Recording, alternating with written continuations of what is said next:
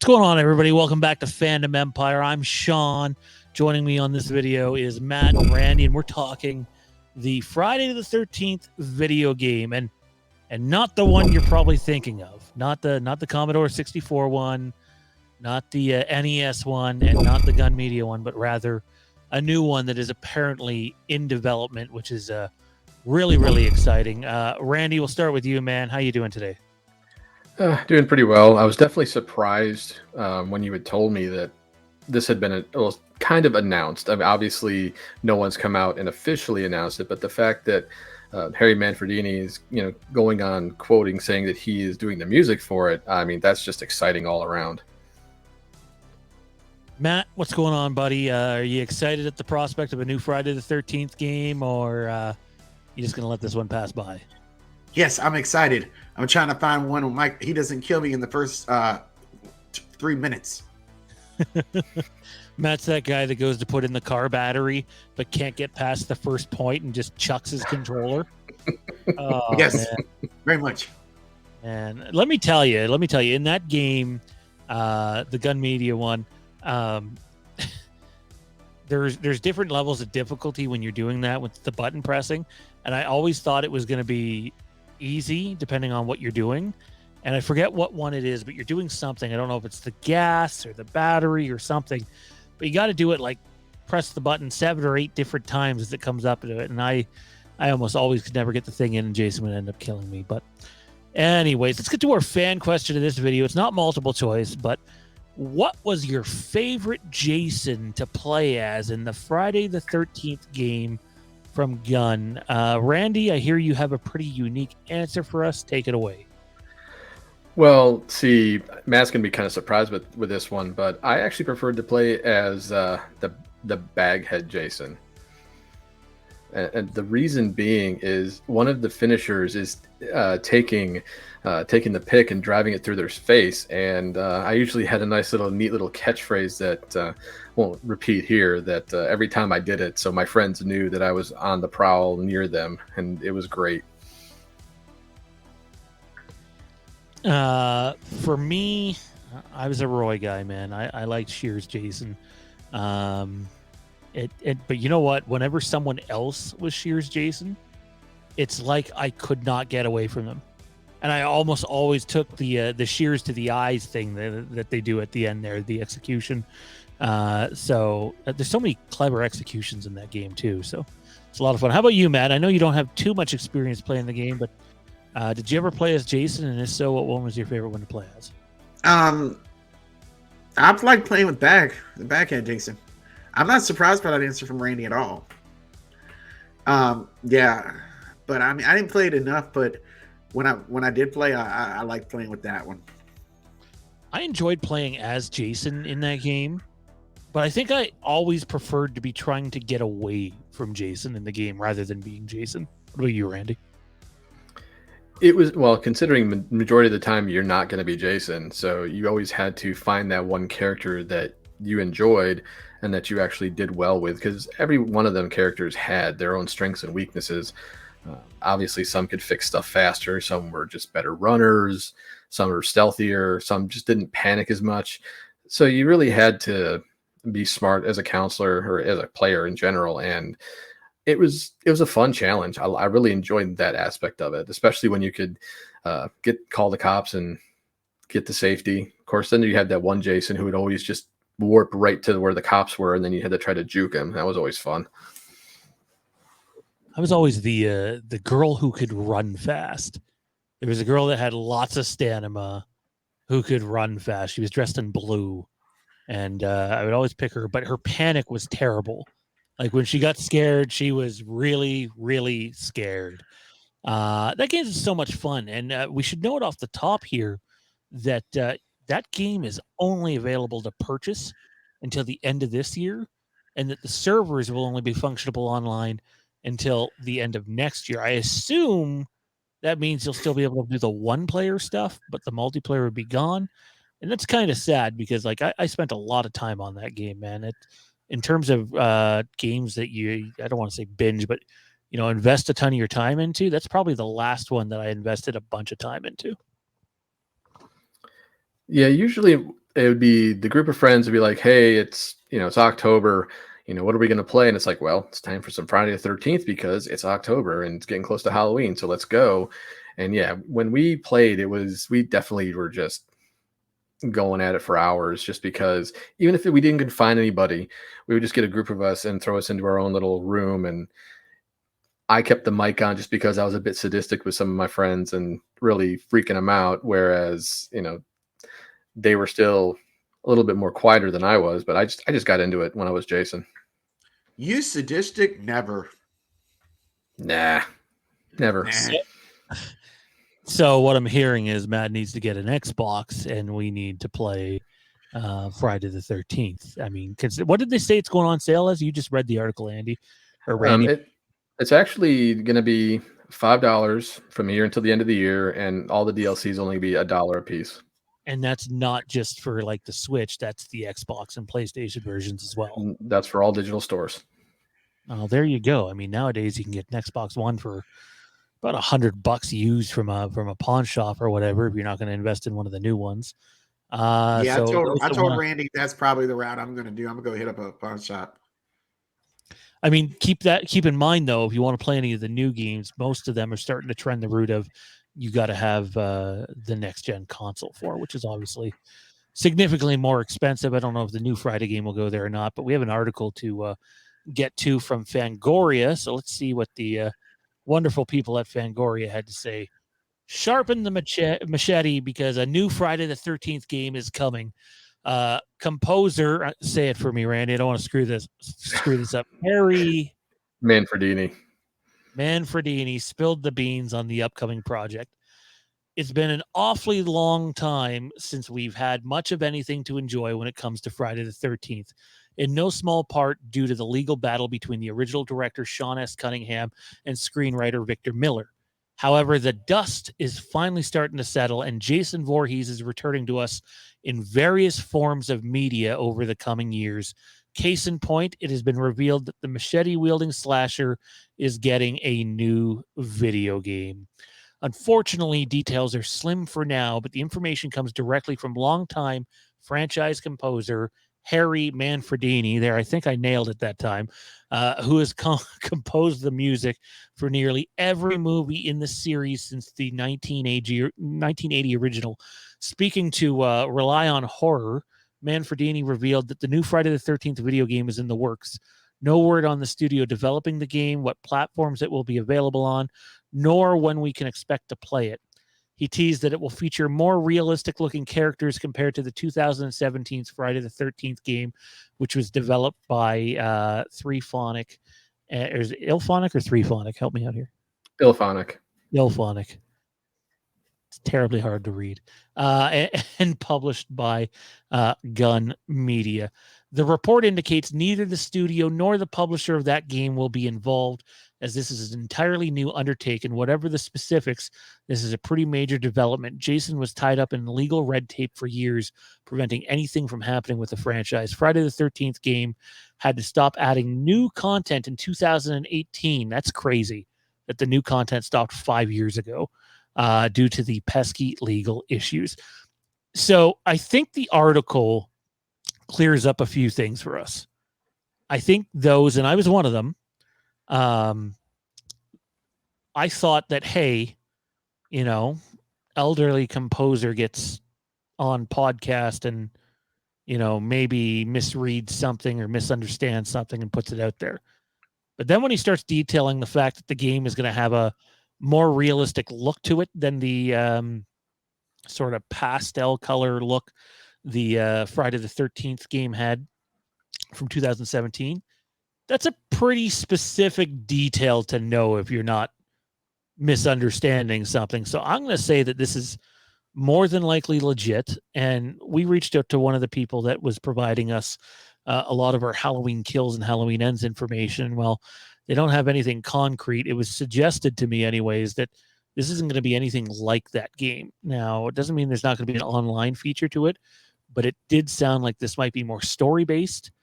And as much as I love the online stuff for the first game that came out there from Gun, the idea of playing a Friday the 13th video game that is more story based and maybe, almost like a choose your own adventure. I'm not saying it is that, so nobody quote me on that. I think that's very intriguing. What's your take on this development, Randy? And then Matt after you. Well, given the fact that what we had before from Gun Media was just, a fun, just hack and slash type of game where you're the hunter, you're the hunted. I'm excited to see what they do with a story based game, just because, do we get to delve into some of the lore from Jason, or do we? Because obviously with the TV series coming out, we're going to get some of that potentially. Is this going to tie into this series as well? And it's another thing you got to think about. Other than that, the idea is going to be more realistic. Probably, I would say maybe a brighter color palette in terms of just like the blood and things of that nature, and just the gore. And I'm kind of hoping they keep the gore effects that they did from the 2017 game, just because that's what Friday 13th is.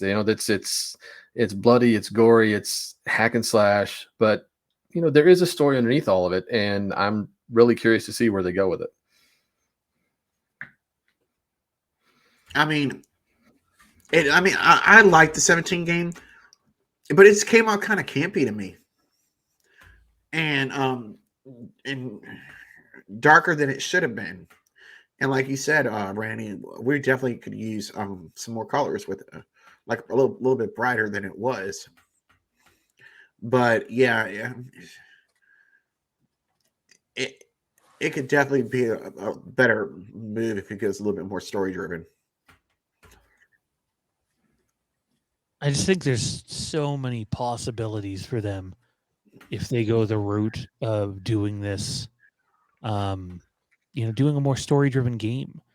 That being said, with the fun online experience that was the last game, the idea of a student, like, I would assume this is not being done on a Kickstarter campaign the way that the Friday the 13th game started as. A lot of people forget that. And that probably means there's a little bit of money behind it.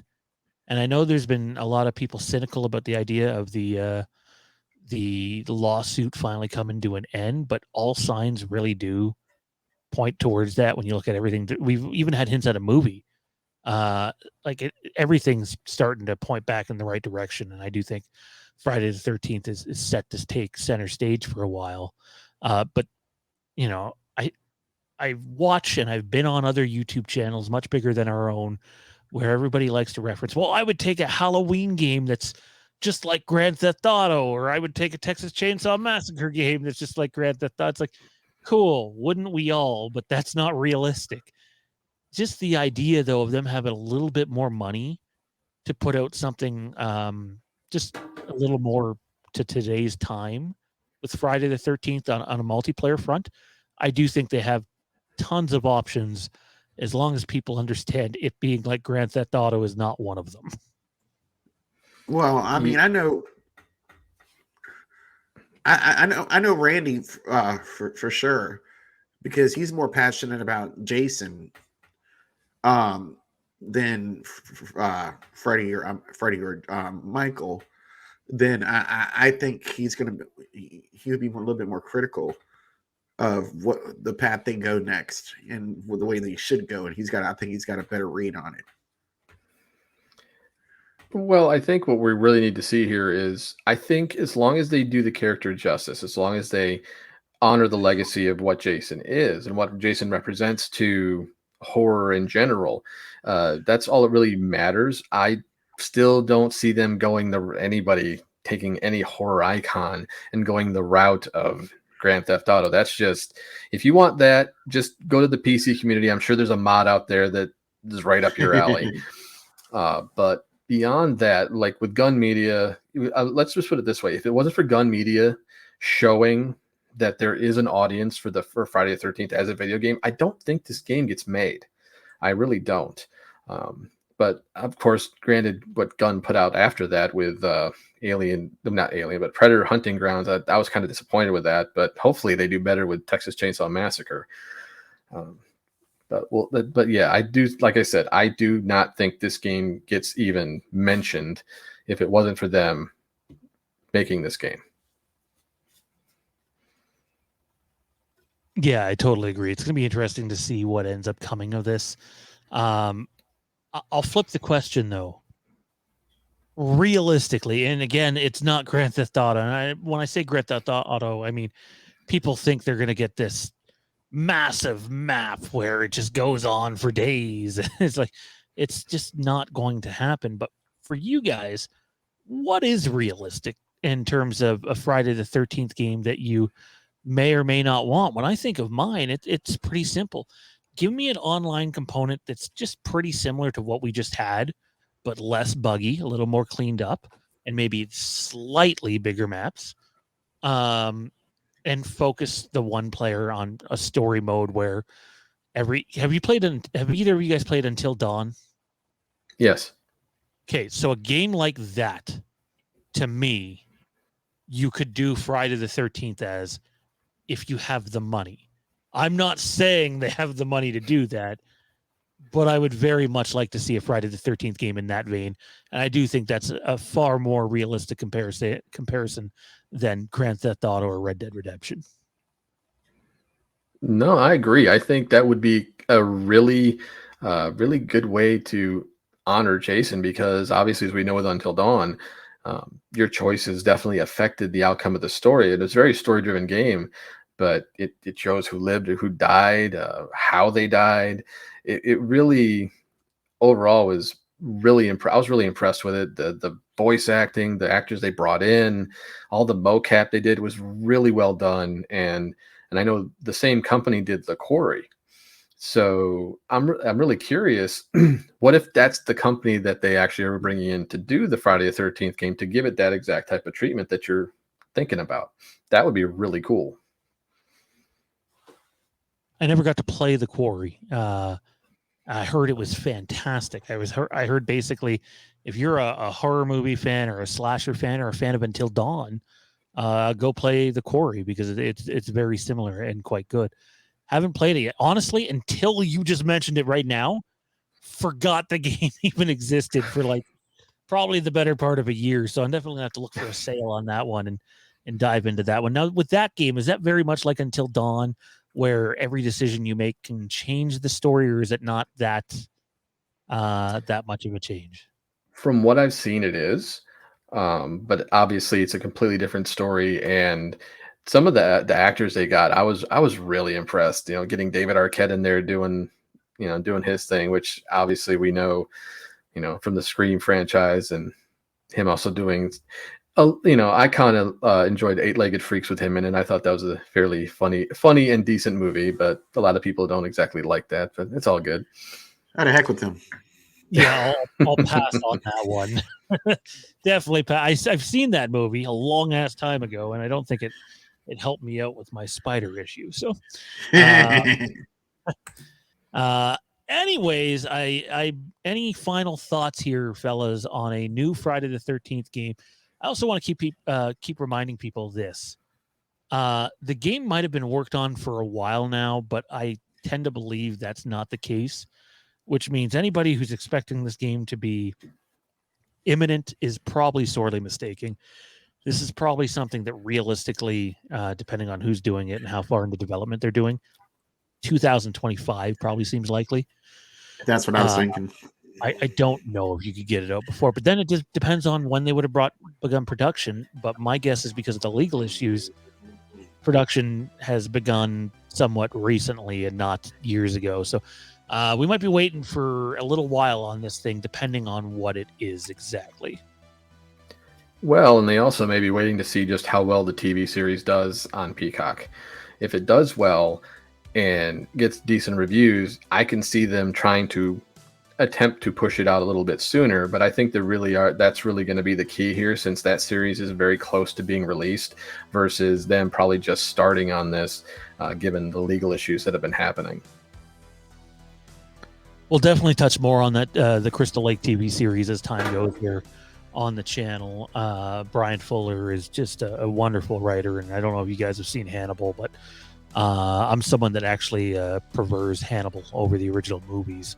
The cast they have in that show, the writing they have in that show, And the one thing we've heard consistently at this channel is anybody who wanted like the campy Friday the 13th feeling from the earlier films might be disappointed in the series, because as far as we know, it's not supposed to be that. It's supposed to be, I mean, it's an A24 production, right? Like, so you got to be a little realistic here in terms of what you get. But if you're a Friday the 13th fan at all, go back to even 2020, pre-pandemic, and you have a video game that's not allowed updates and no future movie and no future TV show. And now all of a sudden you have a TV show well into development that has already begun the writing process, and casting was getting ready to happen prior to the writer's strike. You have now this video game coming out, and we already know a movie's been teased at some point. So for Friday the 13th fans, I kind of feel like they're getting what Halloween fans got 4 or 5 years ago with the return of the franchise.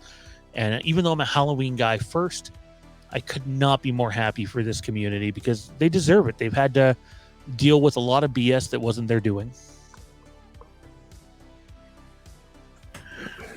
Yeah, I mean, it's so good that Victor Miller and Sean Cunningham were finally able to settle this to a degree. It's not the kind of settlement I was expecting, but it's still a settlement. But I mean, we missed the mark on so many what could have been. Derek Mears continuing the ride. His ride as Jason would have been excellent to see. I wouldn't rule him out of. It doesn't mean they're going to follow up that story, but I wouldn't rule him out of ever playing the character again. The fact is, they're probably going to mocap somebody, and it's probably going to be. You know what? Actually, that makes me think of. Didn't Kane Hodder recently say he was working on 2 video games? One of them, I believe, was Texas Chainsaw Massacre, and the other one he didn't say. And that was like sometime towards the end of last year. So it kind of makes me wonder if he's doing some mocap for Friday. Good. I mean, it would make the most sense considering he did pretty much all the mocap for the Gun Media game. Yeah. That would make some sense. Anyways, the question is, what do all of you think about the new Friday the 13th game? There's not many details out at the moment. We'll follow it as it goes here. I'm just excited at the idea that there's going to be fresh Friday the 13th content coming for Matt and Randy. I'm Sean, and I guess this is not an appropriate video to do. And don't forget, the Boogeyman is coming. So we'll just say congrats, Friday fans, and stay tuned.